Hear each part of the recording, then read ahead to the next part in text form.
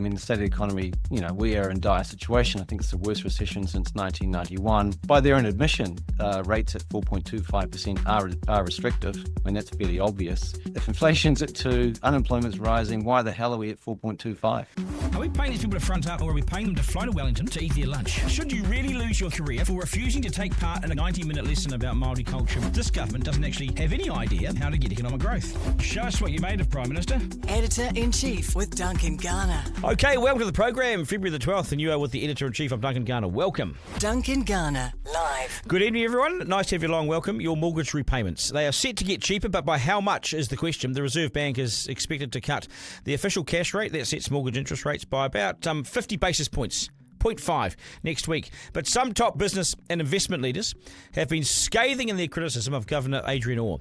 And the chorus of discontent gets louder, and it's justified in my view. I think Orr is responsible for driving us into this prolonged and deep recession and for keeping us here much, much longer than he had to.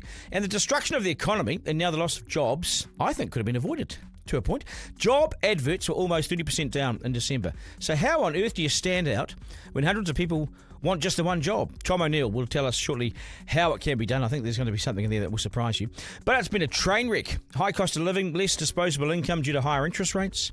Companies not investing and not hiring, and the pressure just builds and builds. In short, Adrian Orr has kept interest rates too high for too long, suffocating us. Suffocating your business, your job, killing growth. A 50 basis point has been signalled for next week. That's the cut expected.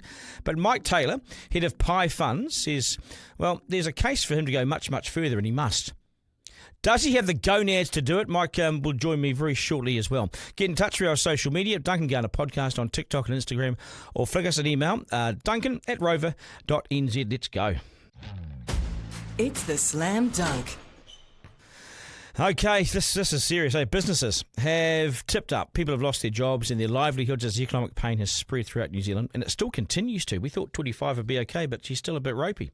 And Adrian Orr and his bunch of advisors have appeared blissfully out of touch, in my view, and blissfully disconnected to the real pain. They appear to have locked themselves away in a committee room, away from the real world, the real economy, and the real people and their plight, and they failed to see the damage that their decisions, in part, we're having on the real people and the real businesses and the real economy. The carnage has been on public display and it's been piling up. We have simply suffered for too long. And people and businesses can't cling on forever. There's a breaking point and we're seeing the damage. It's out there to see. The public sector's added to all this, of course, with the cuts, many much needed, sadly, as the government's income collapsed, the revenue tape, leaving big black holes, you see. That's what's been going on. Very few haven't been affected. We have either seen the damage or it personally has affected us in some way. So it's either affected us or we've seen it. It's hard not to be impacted, to be honest. What can Orr do to ease the pain? He can cut interest rates further, and he must do. Markets expect, as I said, the 0.5, but business leaders like Pie Funds CEO Mike Taylor says he should go much, much further to get some life back into our economy. He's one of the many business leaders now being pretty savage in their views of Orr and his handling of the New Zealand economy. Orr is in a hugely powerful position. When you are paid $1 million a year to run the place, like Adrian Orr is, $1 million a year, the thing is you're buffeted from the pain that everyone else has to go through. You just don't feel it. But many business leaders are now being openly critical about Orr and his management of this economy, saying he needs to cut the OCR more deeply next week to save New Zealand's future and to get companies to invest again in plant and people. I mean, the government was desperate for a big cut. I mean, on the way up when he was pushing interest rates up, he went 0.75 up 1 week. He's got to go 0.75 down, doesn't he?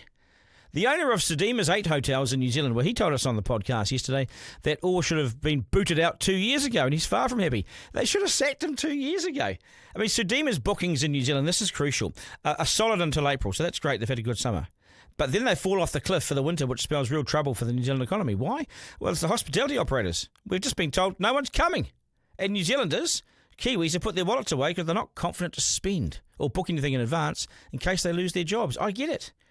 We also therefore have a crisis of confidence, don't we? We need money to move around the economy. That's how it works. You pay me and I buy something else. That's money moving. That's how economies work. These high interest rates have more than hurt us for far too long. They're a wage killer. They're a growth killer. They're a household killer. And it simply means any disposable income you thought you had is taken off you. And it will go towards the bank and increase mortgage payments. So banks have done well, thank you. And now the hurt's real and the hurt's personal right across the country because we're losing jobs and unemployment's rising. That's where the rubber hits the road, folks. No job, no pay. a few prospects, and then what happens? You're off to welfare. Now, in December, houses barely sold. It was the quietest December on record since records were kept. Whew, that's big, isn't it? What does that tell you?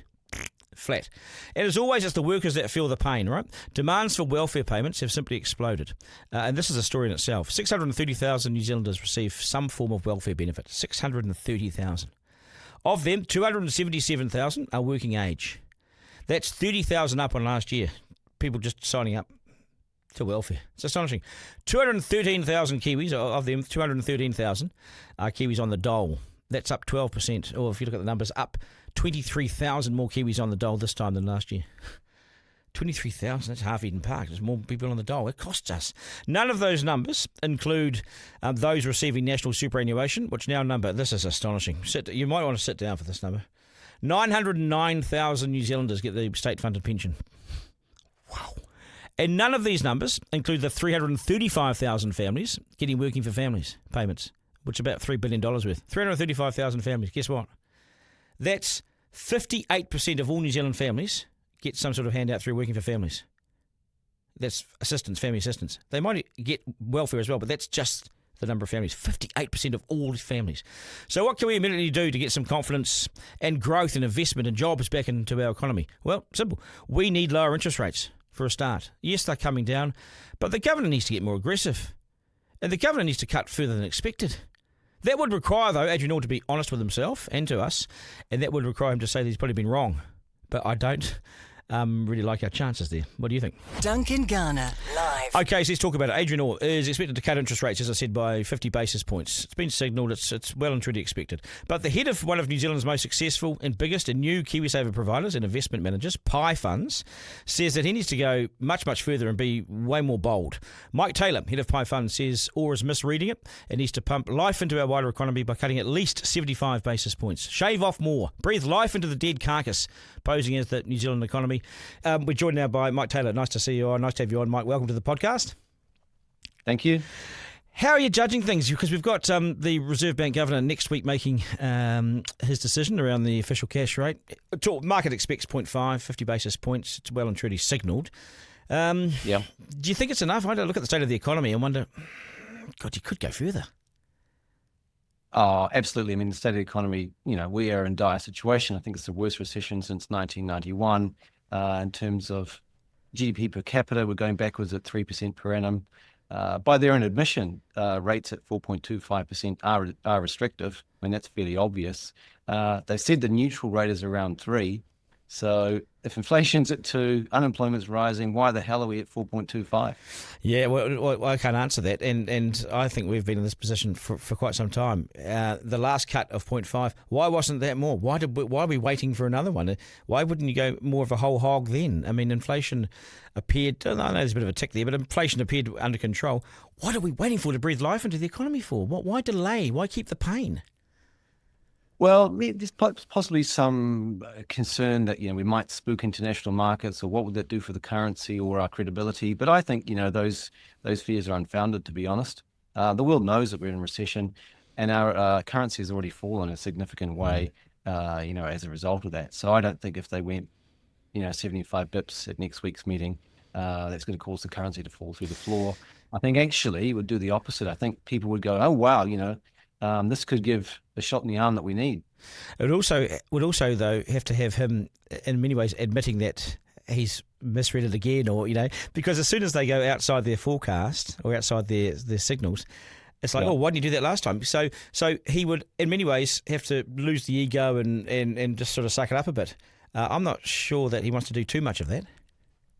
No, well, past behaviour is the best predictor of future behaviour. So I'm not sure whether that's going to happen. But, there are other people on the committee who make the decision. It's not just the governor. So there are other voices who can stand up. I wonder when you look at that committee, when you look at the way it's put together, and because it's such crucial, it's such a powerful position. I don't think New Zealanders pay enough attention to it, to be honest, and I wish we would. But I wonder if they're actually on the ground and getting the real data as it plays out in the New Zealand economy. Because from what I can see, and certainly in our sector and others that I keep in touch with, there's a bloodbath. I mean, look at the housing in December, which is not always great, but it was just flat. It was dead.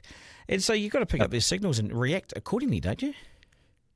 Well, they've got a big team down in Wellington, so they should be able to pick up on all the signals that are available to them. So, they read and see and hear what we see. I think, maybe they're concerned about inflation going back up or possibly restoking the housing market. Again, I don't think those are two things that they need to be worried about. Unemployment's going up. I mean, I just looked at the welfare numbers, Mike. 30,000 more people onto, say, a job seeker benefit in 1 year. Yep. That's the size of the Westpac Stadium, whatever the stadium's called, Sky Stadium in Wellington there, the big stadium. That's full. That's how many new beneficiaries there were just in the job seeker area, like the dole. That's not inflationary. People are losing their jobs. Well, in fact, we could have inflation undershooting if we continue on this current path and don't do anything about it later in the year. How do we get out of this? What's the because the interest rates are coming down, we know that, whether it's 0.5, 0.75 or whatever, because it was 0.75 on the way up. When they were coming up, he did a 0.75. So yep. I just wonder, it's so prolonged, Mike, the sort of period that we're in. Yep. I don't know if we've had a longer sort of recessionary period than this. Well, it's been tough for people since 2020, right? Yeah. There's a little bit of a boom in 21, but actually businesses have struggled almost all that way through, really. I think the solution, Duncan, is just to go harder and faster. Get us down to 3 as quickly as possible and then reassess at that point. Yeah, so go aggressive. Just what's the illusion of being really, you're saying be overly bold. Just go for it, mate, Yeah, I mean, do 75 today and another 50 at the next meeting. You'll be at 3 within sort of 2 months. And then you can sort of sit back and see how the economy reacts, whether you need to do more or not. And when it comes to credibility internationally, whether you go 75 or 50, it's not going to blip the market. And we're not big enough to throw the markets, are we? If it's an extra 0.25, what are you waiting for? There's not going to be a fallout. The fallout only can be good, surely. Yeah, no, I don't think there'll be a negative. In fact, I think it could be a positive impact. Yeah. What about the wider global markets? What about the wider international scene? We've obviously got Trump, and you've seen quite a market reaction to that. How is the world looking? Well, there's a lot of uncertainty around, actually, from Trump's policies, and it's difficult for people to try and understand foreign policy when you've got sort of tariffs. There's a tariff gun sort of sitting on the table, loaded. You don't know whether it's going to fire it at you or not, and you seem to meet the demands of what's been requested, which if you look at Canada, for example, but still the threat is there. So it's really uncertain what Trump wants other than to do deals. Yeah, well, he's always up for a deal. There's no doubt about that. But if you look at Mexico and Canada, for instance, around tariffs, enforced, the New Zealand Treasury says that if they're enforced, I'll just read this commentary. It has the power to send both those nations, both those economies into recession, which shows how powerful that tool is. Yeah. I mean, they are big trading partners with the US, so undoubtedly will have an impact. What the impact is, we won't know, but it will certainly be significant. Yeah, and so taking away the Trump factor, because he has also been positive for markets too, right? Because if you look at last time he was in office, and certainly in the first year, I think the international markets had bumped up by more than 20%. So he brings a positive to it too, though, doesn't he? Yeah, I mean, he comes from a Republican, side, and I guess they are very pro-business. So generally, what they're trying to implement is positive for markets. Although there is just that uncertainty around how he determines and how he governs. Yeah, that's true. He's a bit all over the show and a bit unpredictable, to be fair. But if you look at the world and what it's buying in terms of how rich the world is and what it's buying, I mean, is New Zealand exporting well to these markets? Are we basically in a good position because the world's still picking our products? Well, I think, New Zealand is a desirable, our products are desirable. We're a desirable place for people to come and want to live or to holiday. That hasn't really changed. I suppose our place on the world stage seems to be falling in significance a little bit to what might have been 10 or 20 years ago. We could probably debate all day as to reasons why that is or how we can go about fixing it. But kind of that's the reality. Yeah, you sense that, don't you? We may find ourselves subject to a tariff as well soon. Yeah, you do sense that, don't you? That we've lost a bit of our, I don't know what the word is, the gloss off New Zealand or the we're not top brass anymore. But were we dreaming anyway? Even just all our sort of stats domestically around our education achievements and so forth and our standing, we just don't appear to be as good as we once were. We seem to have lost something something. Am I just making that up, or is that a sort of a perception that's that you can stand up and it is credible? No, I think you're right. It's kind of one of those things that we can all agree that sort of, there's a pothole in the road, but we just don't know how to fix the pothole. Yeah, we've made things hard for ourselves, Mike. I mean, why have we? Yeah. I believe we've overcomplicated things. We've sort of misread legislation and enforced it to the nth degree, around health and safety and everything. I just wonder if we're sort of killing ourselves in many ways. With overregulation, you mean? Yeah. I don't know if that's the main reason why the economy is not producing. I think what we alluded to earlier is that interest rate settings at the moment are unhelpful. We had a big kind of fiscal pulse of stimulus that came through in 2020, 21, and then we took that all away. Yeah. And that hasn't been very helpful. And we're all feeling a bit down the dumps because we're in a recession. Yes, it's a crisis of confidence in many ways. I mean, the stuff that I mentioned really is just they're sideshows. They're easy to point to, but the $1 billion cost of the motorway extension or whatever doesn't ever bankrupt you and doesn't ever change things in a large way. The cost of road cones, everyone moans about road cones, but they're not integral to the running of an economy internationally, are they? No, they're not. I mean, probably what New Zealand lacks, I guess, is if you look at some of those Scandinavian countries or even Switzerland, they have companies that they're very value add. If you think, say, Swiss, they've got something like Nestle or their banking industry. Yes, we have milk, but we just sell it as milk powder. We don't sell it as chocolate, or we don't sell it as anything else. And I think that's sort of been our downfall. We haven't developed a company like that. That's a big global business. Yeah, I think that, and that's right, and that's fair also across other sectors here. Forestry, for instance, all our logs are on the dock, going somewhere, Yep. but we don't, in terms of value add, we don't turn them into barbecue tables or whatever, furniture. And so why aren't we that sophisticated? Have we just not had the people, the capacity, the investment? Oh, that's a very good question. I think what we need to do is probably put more money into R&D. So I've done a bit of work on those particular countries and what has made them essentially perform better, and it's that they've invested more in R&D than we have. Yeah, and you've got to. I mean, I spoke to a guy yesterday. I spoke to a guy that's setting up this new, developing an app. He's a young guy developing an app around cars and traffic and carpooling and everything. He's a great, smart, intelligent young New Zealander. And he's looked for funding to help him, grants and research. Nothing, just nothing. He's on his own. The lack of capital, I wonder if that holds us back in many ways. Oh, I think so, and that we definitely rely on the kind of private sector via various angel investing or venture capital funds to get people off the ground. We probably need more money invested by government into that sector to help progress the industry. And it's not going to be an overnight fix. This is like a 15, 20, 30-year plan. Yeah, well, you look at Ireland, and I know they had some issues as well, but this is what I want to talk to you about. You get Luxon is out there and saying, come to New Zealand, we want economic growth, we want investment. Well, we do it every day, not just in one particular year. But, so he's out there trying to whistle to the market to come to New Zealand. But is that enough? Don't you need settings to change and to have policies that actually trigger an interest in a country? Look at Ireland. Last time I looked, they had something like 900 American companies had gone to Ireland to set up shop there, taking $400 billion of capital into there. That's genuine economic growth and moving forward. But you've got to change your settings, don't you? Yeah, exactly. That's a tax rate setting to get them in there. Yeah. So, we need to have different settings. Exactly. I mean, corporate tax rate is one of the highest in the world. If you break it down by regions, some of these guys are down under 20%. We're still up high. How are we even going to change if we just whistle to people but don't change anything meaningful? This government, I think, is under pressure to change things now because it's put the call out there, so it has to back it up, doesn't it? It does, but I don't know whether it's, we do have a system here where we only give people 3 years. Yeah.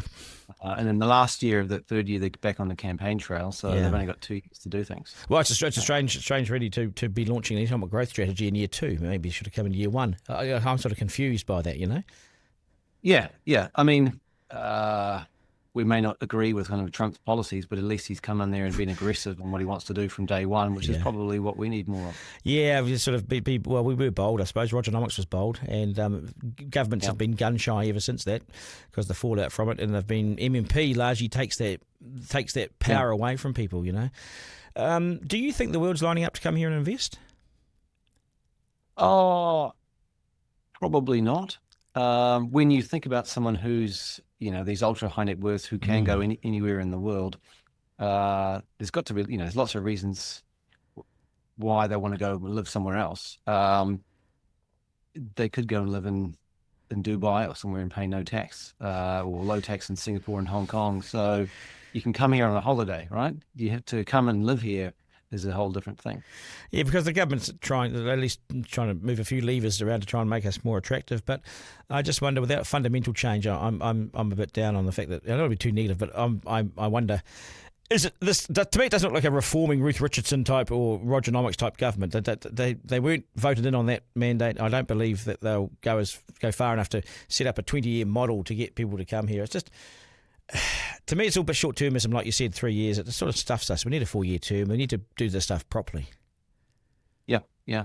The politics is difficult, right? Because you got people on the right and you got people on the left. They're never going to agree. We've got two parties who kind of sit around in the middle, and you can't please everybody. That's the problem. But then you please no one, you see. Yeah. You end up just... I mean, I used to describe the success under MMP as like sitting in the middle of the road like a big lump and making sure that you cover both lanes going either way and giving no one else any room to pass. And that's... But you don't do anything because you're too scared. So you just sit there. That's kind of the state of New Zealand at the moment. We're neither... We're lacking leadership across all sectors, and especially in politics. We're not bold. Mm. Yeah, we need to be bold to fix the problems that we've got.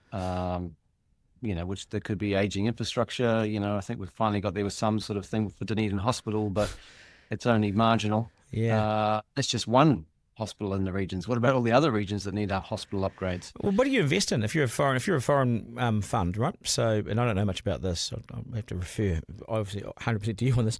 What would they come here to invest in? What do we offer these? Because Luxon's got his investment summit coming up, which, it's like a sort of a job summit. These things, if you don't push them hard media-wise, they're going to fall flat because they'll say, they've achieved nothing. But can you convince somebody coming here, who will come for a start, what sort of money have they got, and what's there to invest in here? Yeah, we need to be able to accept large amounts of capital. So we want to be able to take in maybe $1 billion, $2 billion from someone who's got a sovereign wealth fund somewhere else, that money can then be used to in a public-private partnership to build a road, for example. Let's do it. Well, yeah, I mean, if you look at Australia, that's how they built all their toll roads. Yeah, and they've been largely successful. They've had a couple of issues here and there, but we could build a road to Whangarei. Why don't we start tomorrow? Get in, have these guys come in and march and say, hey, you put $1 billion in, we'll put $1 billion in, and we'll extend it from, the road north.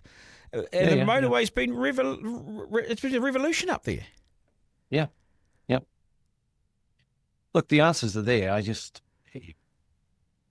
It's whether they've got the mandate to do it or whether they have the willingness to do it. And it's something that needs to be discussed or debated at the next election, so we as voters can vote for the party who's going to make change and not just talk about it. Do you feel hopeful, Mike? Do you feel hopeful about the future?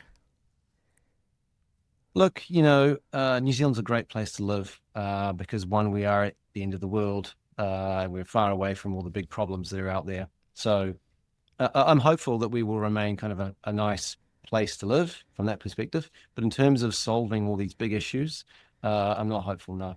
Maybe there's far too many people in New Zealand, still a small group of people that are so ambitious for New Zealand, but in fact we are, as you say, at the bottom of the world.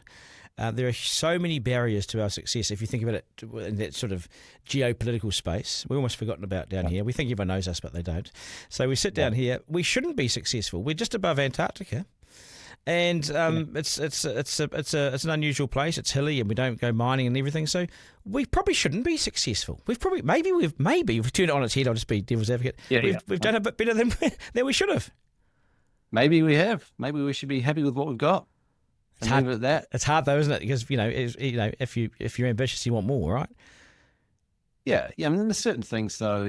What was it today? As you said about the people on the benefit have gone up. Number of children still going to school without food, that kind of thing. The trends aren't going in the right direction. So we do need to solve those types of things. The welfare stuff, Mike, is I think that's something that does need to be addressed, and governments almost refuse to now, both sides, because it's so huge. But 630,000 New Zealanders on a benefit. Yeah, 30,000 more this year than last year, just on a workplace, a dole basically. 909,000 on the pension. 335,000 families on working for families. Almost 2 million people on some form of welfare. Yeah, so that leaves only what, maybe if you take out children, 2 million people left working, paying for everybody else. Almost bang on actually. Yeah. So, and that gets worse because with the aging population, it might be 4 to 1 now, but 2 to 1 coming up. 2 workers for 1 retiree. Look, I tell you what a good solution would actually be is that you need to increase the mandatory contribution. Well, first of all, KiwiSaver needs to be made compulsory. Of course it does. Compulsory. Yep. And then slowly, progressively increase the payments to what we've got in Australia. Call it 10%. Do it over 10 years. Make it easy so small businesses don't complain. I've never been a huge fan. I've never been a huge fan of compulsion in anything, but there's some things that we should be compulsory in: seatbelts in cars, life jackets on boats, and saving for your retirement. I mean, KiwiSaver I've always thought is brilliant, and I've been a big advocate for it, publicly, privately. I tell everyone, but it should be for everyone because otherwise you've got 2 New Zealands in 20 years' time. Yeah, and you've also got to means test super. Yeah, I've had this debate. No. Don't be sorry about that because you're not running for office. You're not running for office. Yeah. And all the politicians in Wellington, they absolutely know that, what you've just said. And they're all too gutless. And I'm with you on this because we've got almost 1 million people receiving this. And these people, predominantly in New Zealand, if you look at them now, are the wealthiest New Zealanders. Well, they've got the housing stock, right? Well, the freehold. Inflation babies, I mean, yeah. So, it's... I guess it's a moral thing for people of that generation who had this feeling, this right that, I've contributed to it, therefore I must get it back as a benefit. But they're the same people who, on the other hand, would say, I never went on a benefit in my life. I worked hard my whole life. So it's a bit contradictory to then take a benefit when you're over 65. Yeah, but there are also ways of changing it so it doesn't impact people on it right now. And you can say, right, in 10 years' time, so people like you and me, therefore would face means testing and therefore not get it. But arguably we may well have saved anyway and set ourselves up for retirement. And so there's your means testing. I think it's going to be means tested anyway. If you've got KiwiSaver in 10 years, 20 years' time and it's nice, healthy balance, you're not going to get the pension. No. Yeah? It's been set up to be means tested in the future, Yes. I mean, I think probably means testing is probably an easier pill to swallow than adjusting the age. I think so too. Adjusting the age should be quite... I mean, who wants to work at 68, 69, 70? But people are, of course. But yeah, I think... I mean, so I know when you said it, you sort of... you winced and moved on your seat a little bit uncomfortably when you said means tested. But you're just being honest, and we need to be more brutally honest with ourselves. I looked at those welfare numbers today and the super numbers, and I thought, shit, that's tracking the wrong way, and it's tracking the wrong way by 10, 15% every year. It's huge. That's actually, if you want to boost the currency, you want to make New Zealand more, improve your balance of payments, you want to improve our credit rating, you do it by doing things like that, which is fixing our fiscal issue long term. Yeah, and we just keep borrowing, and the cost of servicing is $10 billion a year now. It's just almost every indicator, or the crucial indicators, all the crucial ones, and you'll know this because you look at it all the time, are facing the wrong way, and for some time. Yep. I might leave it there, Mike. We're both in agreement. Okay. We're both... Well, would you ever go and live in Australia? I've got basically all my family's moved to Australia. Yeah. So I'm the last one left here. Are you? I don't have any... I've got a few sort of cousins and things, but all my brothers and sisters have all left. Yeah, my nieces went this year, both gone. So it's just... I was just there recently. She's pretty attractive. The jobs, the pay rates, the treatment. They got strong unions. They seem to be able to keep some good. We just, I don't know. We seem cheap and cheerful, and not that cheerful these days. Yeah. All right, Mike. Appreciate your time, mate. All the very best with the business. Yep. All good. Okay. Thanks, Duncan. Tell her. Thank you. Duncan Garner live. So job adverts are down 27% in December. Unemployment has spiked. That's now around 5.1%. How do you stand out in this crowded market? Tom O'Neill from cv.co.nz, of course, is with us. Now, Tom, how are you, mate? Nice to see you. Good evening, dear friend. So 5.1% that was predicted. Numbers are going up. Hundreds of people going for just the one job. I'm hearing some awfully deflating news about how many people are going for jobs now. So you got to stand out. How? Well, this is the thing. I mean, we're in a new age of competition.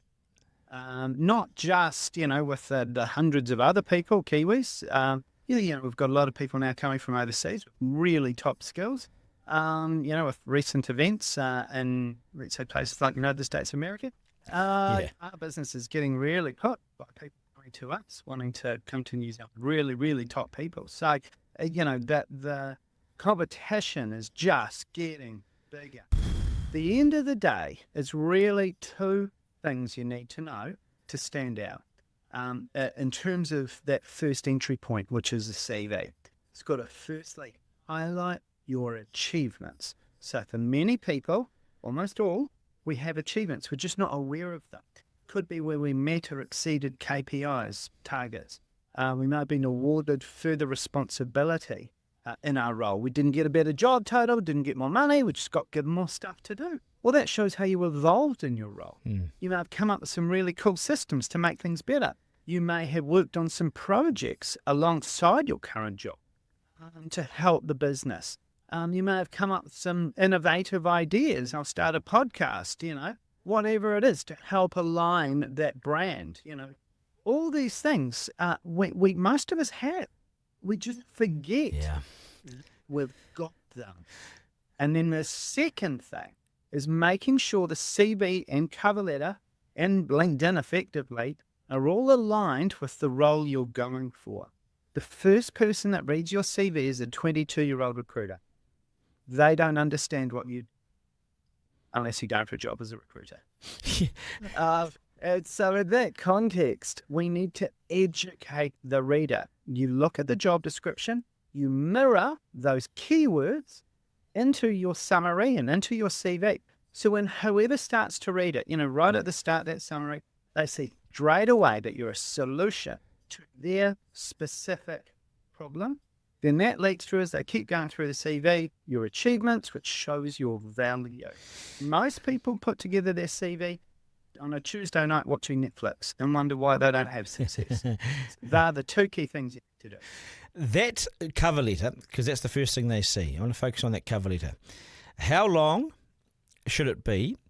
And your comments about how it must be aligned to the job, I reckon that is so crucial. Everything that I've read about this before coming to see you is all about pick their keywords, be their solution. So they're looking for a dynamic person who can travel the country to receive these, get these invoices and get it back to the country, whatever. So you've got to be able to say, I can travel and I can, and I'm young and diverse and ready to go. And, so you got to position yourself with their language. Is that right? That's exactly. Now, a couple of things. Applicant tracking software. ATS software is just basically goes through CVs, strips out the text. Wow. And then just does a quick assessment of the keywords. Now, if there's 1,000 CVs, right, ATS is going to jump into that and they're going to rate people 99% match down to 2%. Oh, match. my God. What's the HR person going to do? They're going to sit there and going to start at 99 until they get 5 people they want to. After that, everyone's on their own. Those keywords are critical. Oh, my God. Now, interesting. Is it a computer is now deleting people, Tom, from the list because they haven't said the right... Gee. Yeah. And this is the problem. People have the same CV they've used. They don't tailor it and they just fire it off and wonder why they consistently miss out. If they're going for a role as a key account manager, they don't have things in, from the advertisement, as you said, such as FMCG, if it's the FMCG industry, passionate about sales delivery, relationship management, whatever it is. We need to almost plagiarize, plagiarize or particularly the section, the job description, when it says the ideal candidate will have the following skills and competencies. What we want to do is grab that, mush it up a bit, and give it back to the reader in the cover letter and certainly in the summary of the CV. You mentioned the cover letter before, Duncan. I just want to touch on this. statistic came out a little while ago. 86% of recruiters hate or dislike reading cover letters. So a lot of people say, oh, cover letters are not important. Misses the fact that 14% of people love cover letters. As a recruiter, former recruiter, I never read a cover letter in my entire life. You And bastard. one day, it was working alongside an HR manager who I really had a lot of respect for. And I'm sort of blatting through my half of the CVs. I look across, she's reading the cover letter. I said, what are you doing? She said, I'm reading the cover letter. What do you do? And for her, the cover letter was the most important document. So, end of the day, if you're going for a job, don't worry about should I do a cover letter or not, or 86%. But just be the best you can be in terms of the CV and cover letter and LinkedIn. Because if you do that, you can then make sure you're standing as tall as you can, rather than, trying to skimp the process. Yes, that's a really fine line, isn't it? And I'm not going to extend this interview any longer than it needs to be, because you have just nailed it. I mean, those first couple of answers, you've told me everything. I've learned more in 3 minutes than I've ever learned around recruiting. I can't believe it, but I've heard it now, and it's, for many people hearing that, they'll be like, oh my God, a computer's now choosing us. But we shouldn't be surprised. AI's everywhere. It filters everything. So don't be surprised, folks. Yes, plagiarise. Yes, play their game, pick their words, all that sort of thing. How much bullshit should you put in there? How many? Can they tell if you're lying? Because you see some people and you hear some people talk about themselves, and you just think absolute bullshit. So what? How much can you pump yourself up without being? Yeah, not at the end true? of the day, everything in the CV needs to be authentic and true. Yeah. Anything in there that's not true, you get caught out on. They're going to assume you lied with everything else. Yes. So make sure every single thing is honest and real. Now, end of the day, there's only one time in our society, Duncan, we're allowed to talk about how good we are. Yeah. That is the job hunt. That is our mandate as candidates. That is our job as candidates, to let the employer know our value. Now, a lot of people think, well, that's being arrogant. No, it's not. It's telling the truth. Yeah. I'm telling the truth about how passionate I am about this job and this organisation and my skills that align with your needs, but then also talking through your achievements to help back that up. We're suspicious, though, Tom. We're suspicious. Sorry to interrupt. We're suspicious of people who pump themselves up. New Zealanders we're laid back. We're almost too laid back. We're not forceful enough about how good we are. We are, a guy comes in, he's going to be a panel beater as a young kid, and they're like, I want the job.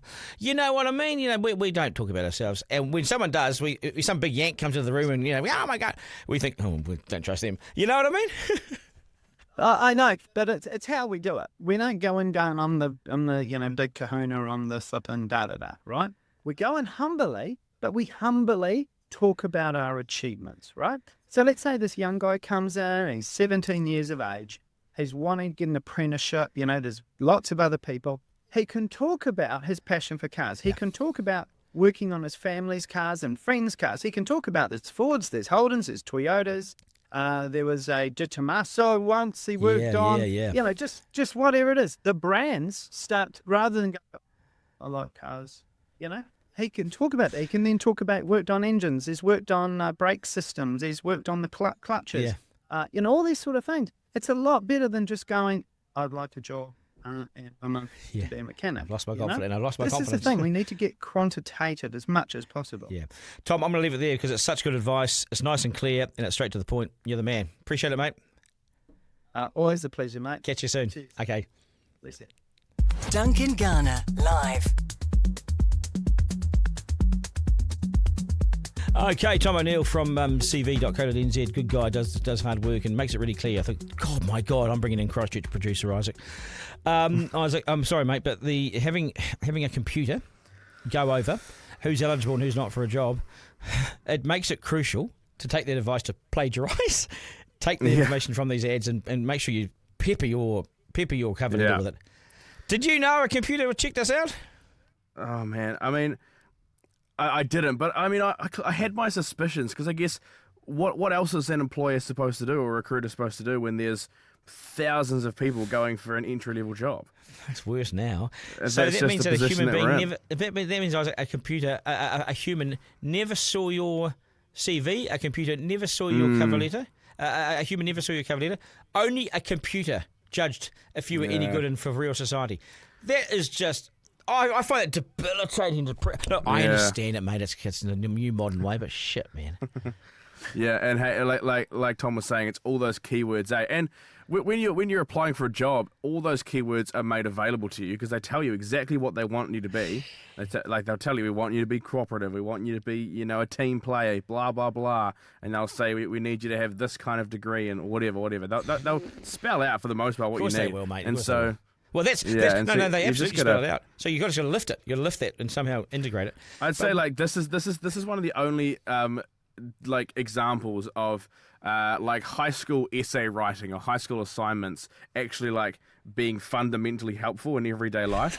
Because when you would do that in high school, you get your little rubric that would tell you exactly what you had to do to get an excellence, right? It would tell you have to do this, you got to do this at least 3 times, you got to do this at least once, Listen and so. Yeah, and so now you're actually doing this, but yes, with your job applications, we want this word in your CV, we want this word in your cover letter. How many good people, how many really amazing people who don't follow that rule, then put their CV and everything and never hear? How many good people are just being overlooked? I mean, look, play the game, follow the rules. But there must be so many talented people that could have been suitable that have been discarded. But also, as Tom says, if you keep repeating your mistake, you may never ever get a job. Yep. It's pretty crazy. It really is. My God. Oh, well, hey, at least we're learning something, right? We shouldn't be surprised. AI's everywhere. There's a good lesson. We're going to learn something on this most days, I reckon. Okay. I've heard enough now. Good on you, brother. Duncan Garner, live. Okay, so that is us. Nice to have you along today. Thank you for your feedback and your support. Get in touch through our social media at Duncan Garner Podcast on TikTok, Instagram. Flick me an email, duncan@rover.nz. If that's one of you, if one of you out there looking for a job and you keep getting knocked back, can you get hold of me? And can you tell me why you're getting knocked back? And I'll get you on the podcast and we'll give you some exposure so you can be seen by the country, and let's see if you're up for a job or not. So if you keep missing out on a job, it might be the way you're approaching it, you email me and I'll get you on. We'll get you out to the world, okay? To my team, thank you guys. We'll do this again tomorrow. Remember, life is no dress rehearsal. There's no curtain raiser. This is it. We live in one of the best places on earth, so get out, enjoy it, and have a great day. Take care. Good evening. Duncan Garner, live.